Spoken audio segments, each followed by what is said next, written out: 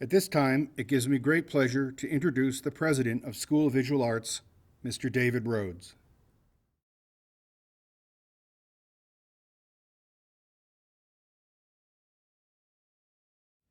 Members of the board, honored guests, faculty, administration, parents, families, and most of all, soon-to-be graduates.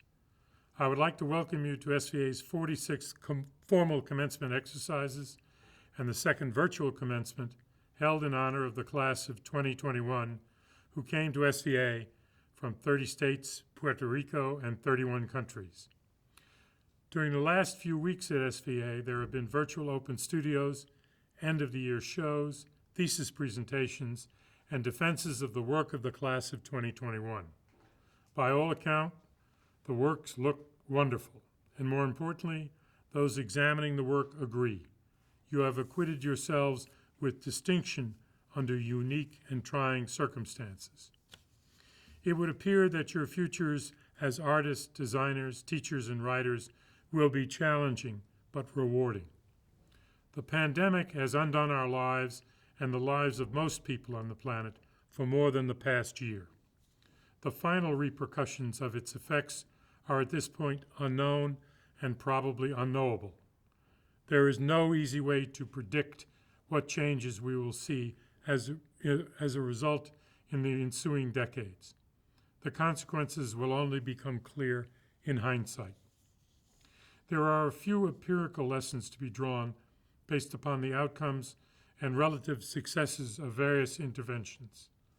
On the whole, those countries guided by centralized policies that sought to eradicate the virus rather than merely to impede its spread have fared best.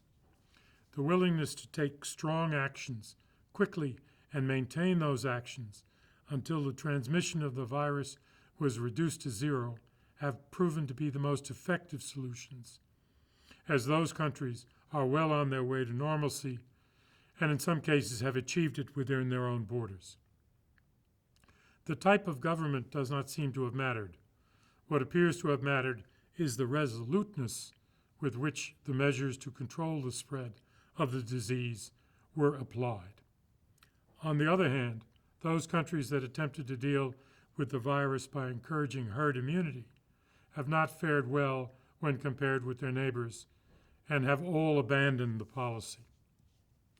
A second lesson is that during a pandemic, during a moment of crisis, there is no substitute for an active government, if only to organize and order the resources available, as the Roman Republic well understood. Absent government intervention, it is highly unlikely that there would be vaccines in sufficient quantities to begin to bring the pandemic to an end. Almost as important, but not as well understood, the vaccine efforts and the speed of which vaccines were developed was required by government investment in the treatments of other viruses, particularly the Middle Eastern respiratory virus. Although a vaccine for this virus was never produced, the research for that virus is the basis for all of the vaccines is currently in use in the United States. Because of these prior investments, the National Institutes of Health, with help from colleagues at the University of Texas at Austin, were able to invent the basic virus sequence of the Moderna vaccine in 48 hours. Operation Warp Speed paid for the trials and provided the necessary incentives with advance purchases. And because the NIH research was published and freely available, BioNTech was able to arrive at essentially the same solution in a minimal amount of time. Collective investment in the form of government action laid the groundwork for successful private development and, more important, manufacturing of the vaccine. A third lesson is that in a complex society, our liberties, are limited and ordered by the liberties of others. Just as others cannot intrude upon us, our liberty stops where the liberties of others begin.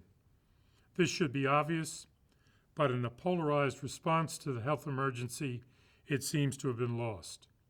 Although one can behave irresponsibly, one can only do so if one is not endangering others at the same time, and if the behavior leads to tragedy, that one not tax the public purse. In a complex society, in the midst of an emergency, our normal behavior is often not an option, and those who are forced to sacrifice their livelihoods to ensure that the common good must be made whole through government action. Once the virus is under control, and we all hope that will be soon, the more difficult task of reconstructing our lives anew will begin.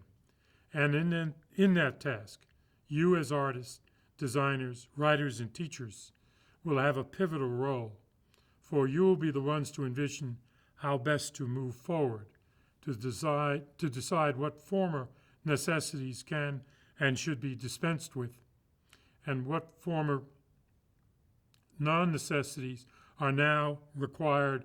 New ways of doing will be essential. As you begin this task, I would suggest that you remember, because you are quite literally all in this together, that what you will for yourself, you should be willing and wishing for the rest of us. But above all, be kind to one another. After all, kindness is what each of us ultimately wants. On that note, let me close by offering you my congratulations on your graduation and the work that it took to make that achievement a reality. Congratulations. Thank you.